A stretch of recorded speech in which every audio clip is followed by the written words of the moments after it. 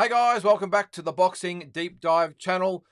This is the weekly roundup. It is November 18th, 2023. Firstly, apologies for not getting this out yesterday. I had a little bit on, so I hope I haven't put anyone out by having it on today. And as always, plenty going on both here in Australia and overseas. Here in Australia, massive news in the last couple of days, but our IBF World Cruiserweight Champion, Jai Opetaia, has been added to the big bill in Saudi Arabia on December 23. Of course, that's the event featuring Anthony Joshua, Deontay Wilder, Dimitri Bivol, Daniel Dubois, amongst others. So a massive event there in Saudi Arabia. Jai will defend that belt against Alex Zorro. Alex Zorro is 17-0. Jai is 23-0. Now, his last fight, Alex Zorro, was a 10-round win over Luca Diortenzi. That was back on October the 6th, so a pretty quick turnaround for him. Jai, of course, had a fourth-round wipeout of Jordan Thompson on September 30 in England. So massive news for Jai Opetaia. Really good opportunity for him to be more known. I know he's getting more and more known by every fight that he has. And the last fight did great things as far as his profile in not only England but all over the world. Of course, we all know about him here in Australia, but it's great to see him now getting out into the international waters, and I'm sure after this fight in Saudi Arabia, there might be more fights in England or the US. But either way, just some doors going to open for Jai Opetaia in the future, and Australia's #1 pound for pound fighter, arguably. Depends on who you talk to, but either way, just sensational talent. The current IBF Cruiserweight Champion, and all the best for him against Alex Zorro on December 23 in Saudi Arabia. I will go into more detail about the card a little bit later on in this episode with the Joshua Wilder Bivol fight as well, but we'll keep on the Australian scene at the moment. And there's a big fight here in Australia next Wednesday night, November 22nd. Now, we'll be doing a full-on preview of this event the night before, so it'll be Tuesday, November the 21st. So keep a lookout for that one. I'll go through the entire card. But there has been some controversy. Dylan Biggs defending that Australian super welterweight title against Nikita Tszyu. Of course, on that card as well, Isaac Hardman will fight Troy Coleman in a big international fight as well. So the controversy is that who comes out first. Now, normally the champion comes out first, gets introduced first, which is exactly what Dylan Biggs' camp is saying. They're saying we are the champion, so we deserve that respect by coming out second and being introduced second. Nikita Tszyu's camp is saying, hey, hang on a sec. We are the A side of this promotion. We are the ones bringing all the eyeballs onto this event. We are the ones that are allowing everyone to be paid. We are the reason why this is on pay-per-view, and you can imagine how it goes on there. Of course, he's got the much bigger name and profile in Australia. So Glenn Jennings, Nikita Tszyu's manager, has said, no, we are coming out second.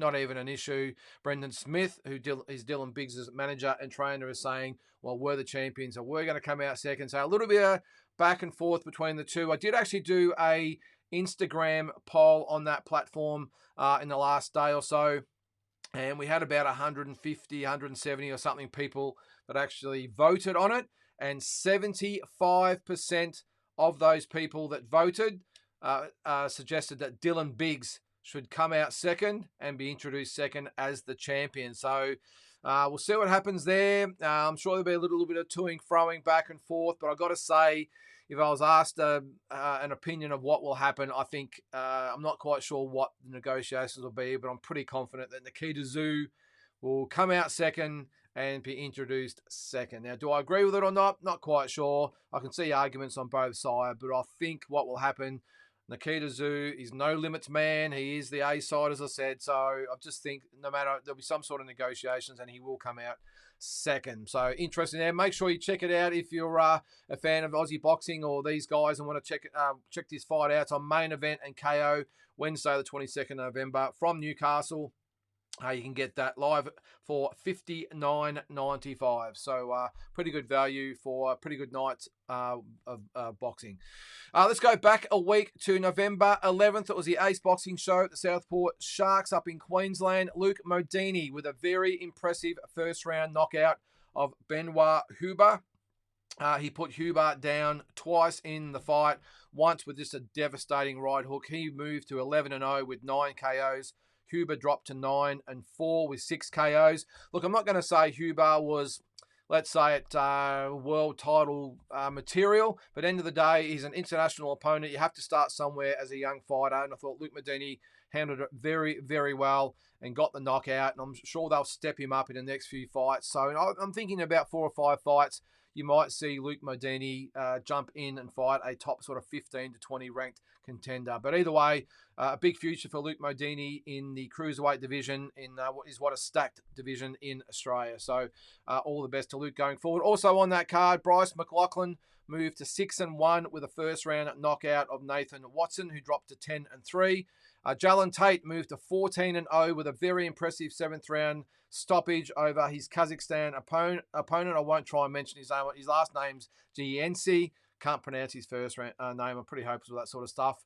7th round stoppage with body shots. Very, very impressive is Jalen Tate, and one of Australia's best prospects to look out for. And also on that card, Nicola Costello with a very questionable 8-round draw over Sarah Watt. I actually thought Sarah Watt did enough to win that fight, but Nicola Costello 4-4-1, Sarah Watt now 3-5-2. And the other fight on that card, Lachlan O'Shea moved to 8-3 with a 6th round decision over Dimps Gillies, who dropped to 2-4-1.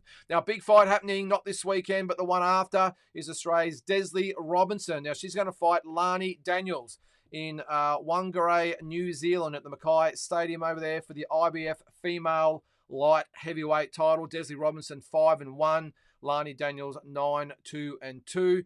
Now, the interesting thing with this one, looking at it on BoxRec with all the details, is that 2 fights ago, Robinson weighed 158 pounds. Now, it doesn't say what her last fight was a couple of months ago. I'm not quite sure what it was, but 2 fights ago, 158. This fight's at 175, by the way. So Robinson weighed 158. Daniels in her last fight weighed 182.75. So nearly a 25-pound difference in weight between the last fight or two. So even though I'm sure Robinson will put on some weight to come up, it's a massive difference. So I'm sure she'll put on a great performance either way.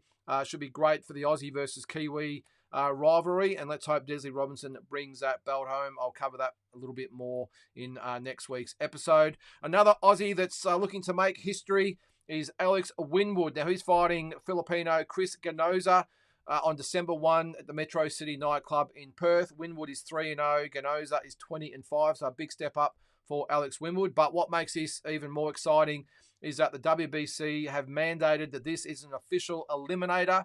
So next year, we could see Alex Winwood fighting for the WBC minimum weight world title. So a massive opportunity for him. This show promoted by Dragonfire. Of course, Tony Tolge and Angelo Hyde are doing great things over in that part of the world or part of the country. And all the best to Alex Winwood as he looks to set up a 2024 WBC world title fight if he can get past Filipino Chris Ganoza. Let's get on to the world scene. And yesterday, a bittersweet type of card. Shakur Stevenson claimed the vacant WBC lightweight title with a 12-round decision over Edwin de los Santos. The official scorecards 115-113 and 116-112 times 2. Stevenson moved to 21-0. De los Santos dropped to 16-2. What's the best way to describe this fight? Probably lackluster is probably the only word I can probably come up with. It wasn't a great performance by Shakur Stevenson. Didn't really want to engage with De Los Santos. Every time De Los Santos got within range, he was happy to tie him up and move off to the side. So not a great performance. After the fight, didn't seem himself, I will say. Seemed a little bit down. I'm not sure whether he was injured or just had a bad camp. But either way, no excuses. You go into the ring and you're ready to go. A little bit more like himself today, I will say. He did say on social media that he didn't care what the fans said and all the rest of it. Well, Shakur, you got to remember these fans are the ones that put the millions of dollars in your pocket by buying pay-per-views and rocking up to the arena. So maybe be a little bit careful with what you say about the fans. But either way, look, he needs to up his game if he's going to be able to compete with the Devin Haney's and George Kambosos and Lomachenko's and Tank Davis's, all these types of guys. But I think this is one of those fights. Look, every elite fighter has one of these every now and then. So I'm not too concerned about Shakur Stevenson. Definitely one of the top 10 pound-for-pound fighters in the world, in my opinion. And yesterday's result didn't really sway me too much. I just put it down to a lackluster fight and maybe a fight he really struggled to get up for. So I'm sure we'll see a better version of him down the track. On the undercard, another potential opponent that might be for Shakur Stevenson is Emmanuel Navarrete. Now, he had a 12-round draw with Robson Conceição in defense of that WBO super featherweight title. The official scorecards, 114, 112, and 113, 113 times 2. Now, a lot of, I won't say controversy, but a lot of conjecture either way. A lot of people think Navarrete was lucky to win, to get the draw. Look, I'm a little bit either way. I think it could have gone Navarrete or Conceição's way, or in this instance, a draw. Navarrete did score 2 knockdowns, which at the end of the day saved his skin and saved his belt. But I think you've got to have a little bit of benefit of the doubt for Navarrete as the champion.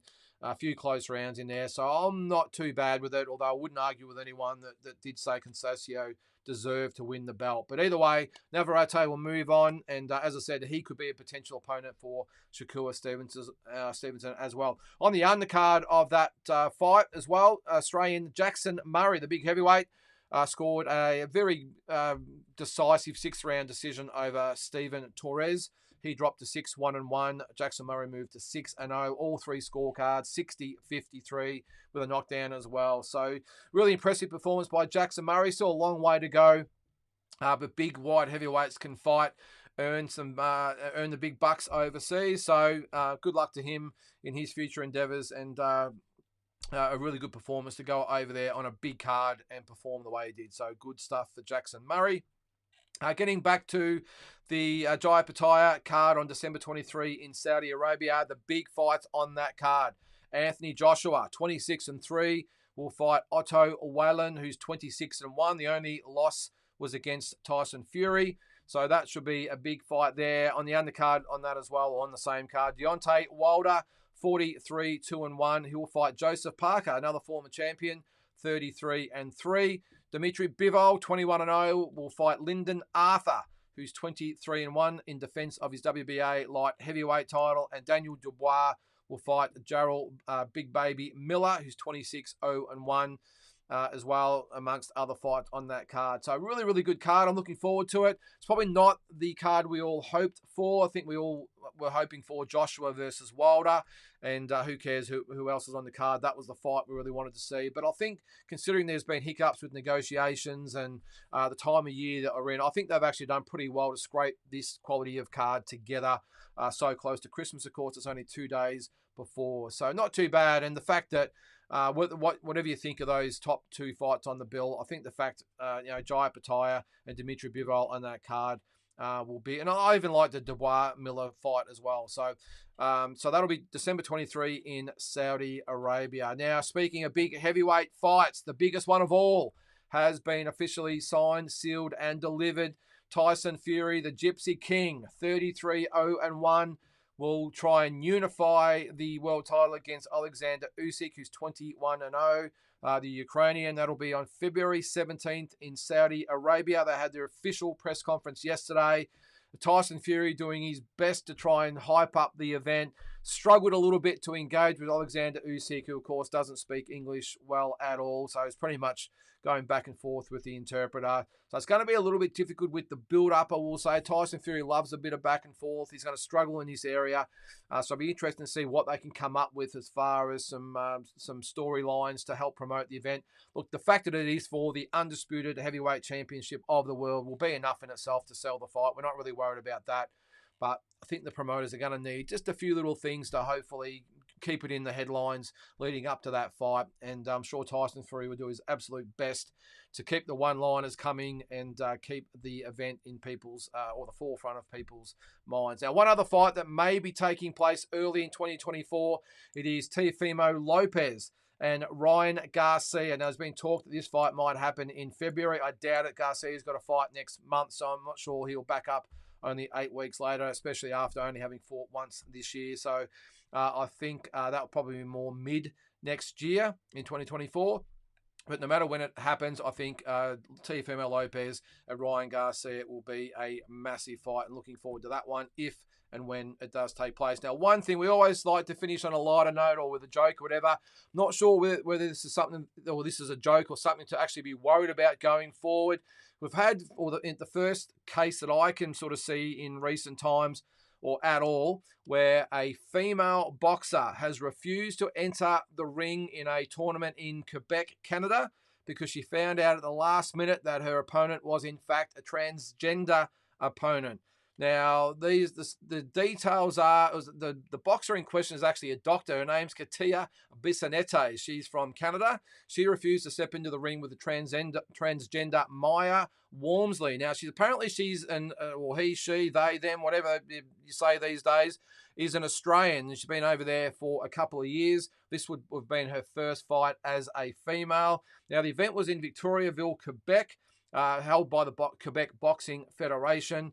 And it was a shot at qualifying for the Canadian Championships in December. Now, Bissonette said, no way I'm getting in. Her coach informed her not too long before they were supposed to actually enter the ring that she was actually going to fight a transgender opponent, and she refused to enter the ring. Now, apparently, Walmsley, the transgender opponent, has got a bit of a history at a local university. She's very involved with political activism at that university. Has made all sorts of threats about, getting her cancelled, as they say. I'm not quite sure that's the case. My opinion is, could open a can of worms. My opinion is, congratulations to Katia Bissonette and her coach for standing her ground and saying no way. It has been happening a little bit more in other sports around the world where female athletes have refused to compete against transgender opponents, and I think we need to see a little bit more of it, especially in a sport like boxing. This is not running or swimming or whatever else you want to call it, javelin or whatever they do out there these days. This is a very, very dangerous sport. And the fact that a biological man could be fighting a biological woman is, to me, very, very scary. So congratulations to Dr. Katia Bissonette and her coach for refusing to fight in that tournament against a biological male. So there it is. So as I said, I'm not quite sure whether it's something to laugh at or be concerned about. I'm actually a little bit of both, laughing at it, but also very concerned that could be the norm in these tournaments going forward, where women are expected to fight biological men, because, take it from me, there are going to be a lot of women that are going to be hurt. So that's it for this weekend's weekly roundup. Interesting to hear your thoughts on any of those points, especially that last one. Let me know what you think, and hope you have a good weekend if you're watching the boxing, and we'll catch you next week on the weekly roundup.